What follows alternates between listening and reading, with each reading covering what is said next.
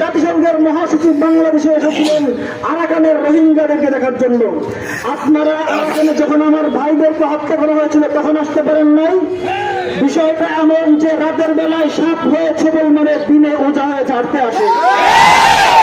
আপনারা ঠিকই যখন মুসলমানদেরকে আক্রমণ করা হয় তখন কোনো কথা বলেন না, যখন মুসলমানের রক্ত ঝরে তখন কথা বলেন না, যখন মুসলমানদেরকে নির্বিচারে বোমার আঘাতে হত্যা করা হয় তখন কথা বলেন না, যখন মুসলমানের জনপদগুলোকে বোমার আঘাতে তামায় পরিণত করা হয় তখন কথা বলেন না, যখন মুসলমানরা আহত নিহত হয়ে শরণার্থী হয়ে অন্য দেশে যায় তখন তাদের মাথায় হাত বোলানোর জন্য আসেন। সমস্ত ধোঁকাবাজি আমরা বুঝি। সুতরাং বিশ্ব মুসলিমকে বলতে চাই যে এই আমেরিকা জাতিসংঘের দিকে তাকিয়ে লাভ নাই।